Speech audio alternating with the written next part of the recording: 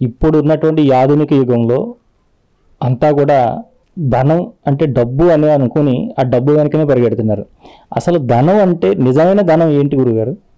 నిజమైన ధనం, అసలు నిజమైన ధనం అనేది వాస్తవానికి ఒకటే ఉంటుంది. ధనం మీరు అన్నది నిజమైనది, ఇంకొకటి దృశ్యంగా కనిపించేది, అంటే దాన్నే మిథ్య అంటారు. ఇక్కడ రెండే ఉన్నాయి, ధనమన్నా సత్యమన్నా ధర్మమన్నా అష్ట ఐశ్వర్యం అంటారు. అష్ట ఐశ్వర్యములు కూడాను ఒకదానికే చెందుతుంటాయి.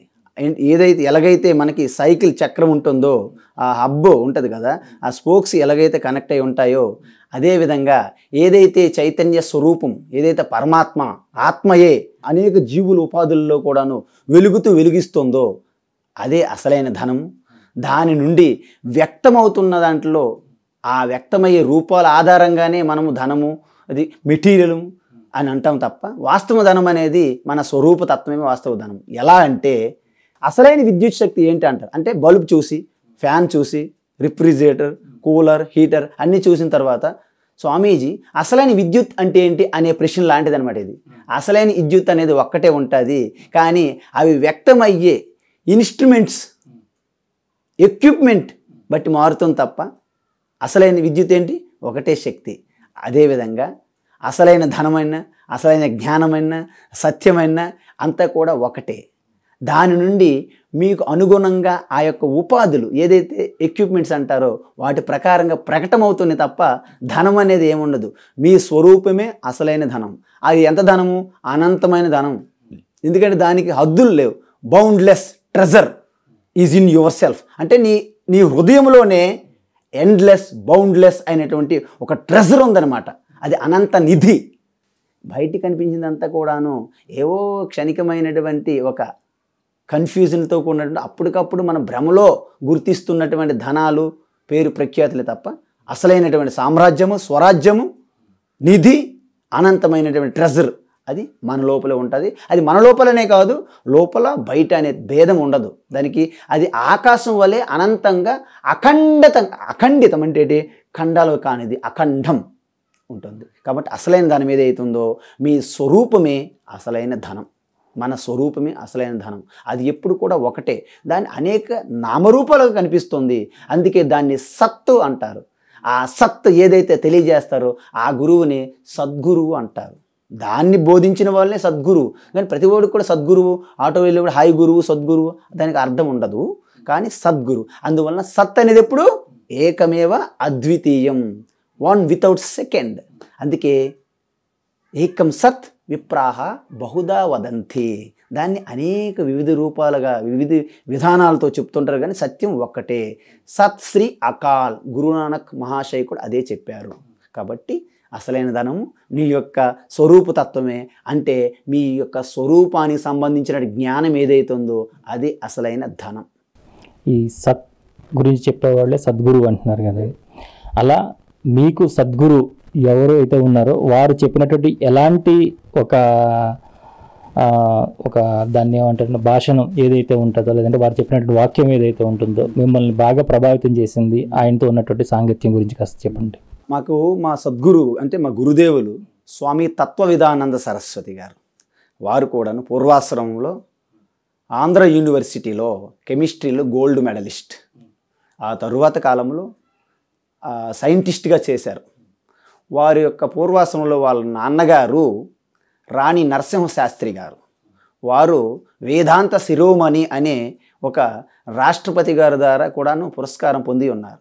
సో అందువలన వారికి కలిసి వచ్చినటువంటి అదృష్టం ఏంటంటే చిన్నప్పటి నుండే వారి తండ్రి వారి ద్వారా వారికి వచ్చింది ఈ వేదాంతం యొక్క ఆ జ్ఞాన ప్రవాహం అనేది వారికి వచ్చినటువంటి సంస్కారంగా వచ్చింది.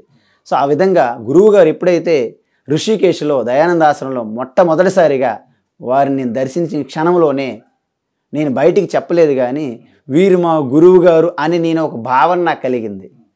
ఎందుకంటే మా గురువు గారు అత్యంత విరక్తి కలిగి వివేకం కలిగినటువంటి వారు. ఎందుకంటే వైరాగ్యం, వివేకం రెండు అవసరం.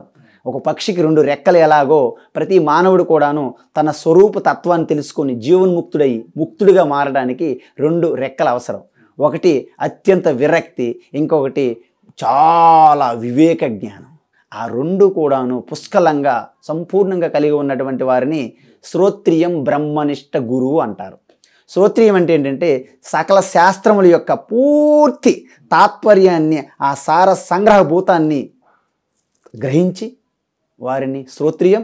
అదే గ్రహించిన తర్వాత అదే నిష్ఠలో ఉండడం, ఎటువంటి ద్వైతాలు నామరూపాల్లో పడకుండా, ఎటువంటి భ్రమలు మోహానికి తావు లేకుండా నిత్య నిరంతరము ఆ పరమాత్మ నిష్ఠలో ఉండేవారిని బ్రహ్మనిష్ఠ అంటారు.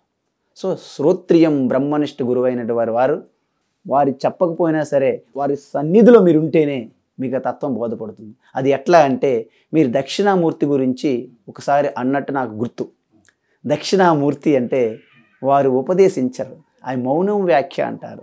మౌనం వ్యాఖ్య ప్రకటిత పర బ్రహ్మతత్వం యువానం వర్షిష్టాంతేవ సదృశిగణై ఆవృతం బ్రహ్మనిష్టై ఆచార్యేంద్రం కరకలిత చిన్ముద్రమానందరూపం స్వాత్మారామం ముదితవదనం దక్షిణామూర్తి మీడే. అంటే వారు ఉపదేశం చెప్పకుండానే ఇలా చిన్ముద్రలు చూపెట్టిన వెంటనే ఇది మాయాతో కూడినటువంటి త్రిగుణాత్మకమైనటువంటి దృశ్య ప్రపంచము నేను కాదు, ఇంతవరకు మనం దీంతో తాదాత్మ్యమై ఉన్నాం, ఇదే నా సొంతమని. కానీ ఇది క్షణికము తుచ్చము మారిపోయేది, వికారాలు ఉన్నది. ఎప్పుడైతే ఆయన ఇలాగా చిన్ముద్ర చూపెట్టాడో, నువ్వు అది కాదు, నీ యొక్క అహంకారము, నీ యొక్క జీవుడు పుట్టాను చనిపోతున్నానే భావనను విడిచిపెట్టి, ఎప్పుడైతే you have to bend your అహంకార అండ్ వన్ విత్ యువర్ స్వరూపం, దిస్ ఈజ్ కాల్డ్ జ్ఞానముద్ర చిన్ముద్ర. ఈ ఇలాగా ముద్ర చూపెట్టిన వెంటనే మొత్తం సనక సనంద సనత్ కుమార సనత్ సుజాతులు ఆ యొక్క ఋషులందరూ కూడాను ఈ ముద్ర చూపెట్టిన వెంటనే ఆయన దగ్గరికి వచ్చి ఎన్నో సంశయాలు, ఎన్నో ప్రశ్నలు అడుగుదాం అనుకున్నారు గురువుగారి దగ్గరికి వచ్చి. దక్షిణామూర్తి ఆ సంశయాలన్నీ నివృత్తి అయిపోయినాయి, ఇంకా అడగలేదు. ఈ ఒక్కటే ఆన్సర్ అన్నిటికీ. ఇదే బ్రహ్మాస్త్రం, ఇదే నారాయణాస్త్రం, ఇదే పాశుపతాస్త్రం. సో వారి సన్నిధిలోనే నాకు అన్ని సంశయాలు, సందేహాలు నివృత్తి అయిపోయాయి. అంటే అప్పటికి మీరు చాలా క్యారీ చేసి ఉంటారు కదా, చాలా సందేహాలను ఇలా అడగాలి, మనం ఇవన్నీ తెలుసుకోవాలని అనిపించి ఉంటాయి కదా. ఎలాంటి విషయాలు అడుగుదాం అనుకునేవారు గురుగారు మీరు? నేను ఎప్పుడైతే ఇంజనీరింగ్ చేశానో తర్వాత మీకు తెలుసు, నేను ఆల్రెడీ సోషల్ యాక్టివిస్టే చేశాను. కాబట్టి ఈ సమాజంలో నాకు ఉన్నటువంటి సంస్కారం ఏంటంటే అందరూ సమానము. ఈ కులం అనేది నేను ఎప్పుడు నమ్మలేదు. అంటే నేను సన్యాసం ఆధ్యాత్మికమైనటువంటి జీవితంలో రాకముందే నేను కులం నమ్మలేదు. కాబట్టి ఆధ్యాత్మికలోకి వచ్చిన తర్వాత కులము, క్యాస్ట్ అనేది ఒక కల్పితమని శాస్త్రపూర్వకంగా, అనుభవపూర్వకంగా తెలిసింది మహాత్ముల ద్వారా, వాళ్ళ యొక్క సత్సంగంలో. నాకు ఇప్పటికీ డౌట్ ఉంది, ఈ బ్రాహ్మణులు, క్షత్రియులు, వైశ్య, శూద్ర అనేది ఓన్లీ వర్ణాలు 4 ఉండాలి కదా. అయితే ఇప్పుడు 4 కులాలే ఉండాలి కదా. పోనీ కుల వ్యవస్థ, వర్ణ వ్యవస్థ సమానమైనప్పుడు మరి ఇప్పుడు 3000కు పైగా కులాలు ఎలా వచ్చాయి? ఇది ఒక పెద్ద సమస్య నాకు సమస్య ఇప్పుడు కూడా. ఎందుకంటే భారతదేశంలో ఉన్న ప్రతి ఒక్కరు, ఈ భూమి మీద పుట్టిన ప్రతి ఒక్కరు కూడాను ఋషి యొక్క పరంపర. మన పూర్వీకులు ఎవరు? శ్రీరాముడు. మన పూర్వీకులు ఎవరు? శ్రీకృష్ణుడు. మనకేం చేసి పెట్టారు? శ్రీరాముడు, శ్రీకృష్ణుడు వాళ్ళు దేవతలు, దేవుళ్ళు, మనమేమి సామాన్య పామరులము. ఈ గ్యాపు ఈ యొక్క భారతీయ సనాతన ధర్మాన్ని అట్టడుగు స్థాయికి తీసుకెళ్ళింది. ఎందుకంటే శ్రీరాముడు, శ్రీకృష్ణుడు ఏ ఉపాధి తీసుకొని ఈ భారతవర్షంలో పుట్టారో మనం కూడా అదే ఉపాధిని తీసుకుని పుట్టాం. వారికి మనకి ఎందుకు తేడా వచ్చింది? వారు ప్రతి శరీరముకి కావడానికి ఉన్నటువంటి ఆ ప్రకృతి ఏదైతే ఉందో, సత్వగుణము, రజోగుణము, తమోగుణము, ఆ 3 గుణాలలో ఉన్నటువంటి వ్యత్యాసం ఏదైతే ఉందో దాని ఆధారంగానే మీ ప్రవృత్తి ఉంటుంది, దాని ఆధారంగానే మీ యొక్క క్రియ, చేష్ట ఉంటుంది. అందువలన కర్మ అనేది మీ భాగ్యాన్ని మారుస్తుంది తప్ప హస్తరేఖలు, తాయిత్తులు, రంగురాళ్ళు, న్యూమరాలజీ, వాస్తుశాస్త్రాలు, జ్యోతిషము, కుజిదోషము, శనిదోషము ఇలాంటివన్నీ కూడా కల్పితాలు. అది జస్ట్ తాత్కాలికంగా ఎవరికి వారు స్వార్థపూరితమైనటువంటి వ్యాపారాన్ని కొనసాగిస్తున్నారు అని స్పష్టమైంది. ఇవన్నీ నాకు సందేశాలు ఉన్నాయి. ఇవన్నీ మీకు లిస్టుగా చెప్పినవన్నీ కూడాను మా గురువు గారి ద్వారా, అదేవిధంగా ఉపనిషత్తులు, వేదముల యొక్క అంతిమ తత్వం ఏదైతే ఉందో నిరూపణం, ఉపనిషత్తులు, బ్రహ్మసూత్రాలు, ఇలాగ సత్సంగాల ద్వారా, భగవద్గీత ద్వారా నాకు స్పష్టమైనవి. సో అందువల్లనే ఈ నిజాలన్నీ కూడాను మనందరికి కూడా, ఎందుకు భారతదేశంలో పుట్టిన ప్రతి ఒక్కడు సమానమే. పుట్టిన వెంటనే వాడు అంటే ఇక్కడ మగవాడు, ఆడవని భేదం లేదు. ఎందుకంటే మగ, ఆడ అనేది అత్యంత మరి మరి మరి ఏంటంటే స్థూలం గ్రాస్ లెవెల్ ఒక్క ఈ చర్మం తర్వాత there is no difference at all.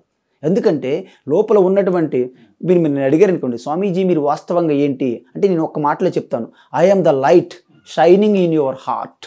I am the light shining in your heart. That is what I am a divine. You are all divine. Everything is divine. Then what is God? There is no God. Swamiji there is no God. God is not like you, like me. Godliness is there. Everywhere godliness. But there is no particular God. అందుకే సనాతన ధర్మంలో 33 కోట్లు 100 కోట్లు 800 కోట్లు కూడా చెప్పొచ్చు మనం. ఎందుకంటే 800 కోట్ల జనాభా ఉన్నది కాబట్టి ప్రపంచమంతా. కాబట్టి సనాతన ధర్మంలో ఎలాగైతే ఎన్ని బల్బులు ఎన్ని ఫ్యాన్లు ఈ లెక్క అంటే ప్రపంచంలో ఏం చెప్తారు మీరు?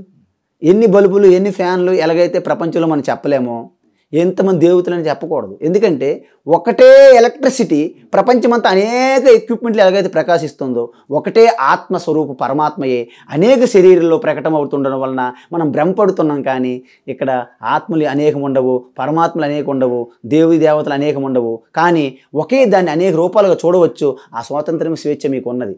అందువలన యద్భావం తద్భవతి అని చెప్పారు. కాబట్టి ఈ యొక్క సంశయములన్నీ కూడాను మా గురువు గారి ద్వారా వారు మాకు అనుగ్రహించినటువంటి ఆయన ఆశీర్వాదం ఏదైతే ఉందో అన్నీ నివృత్తి అయ్యాయి.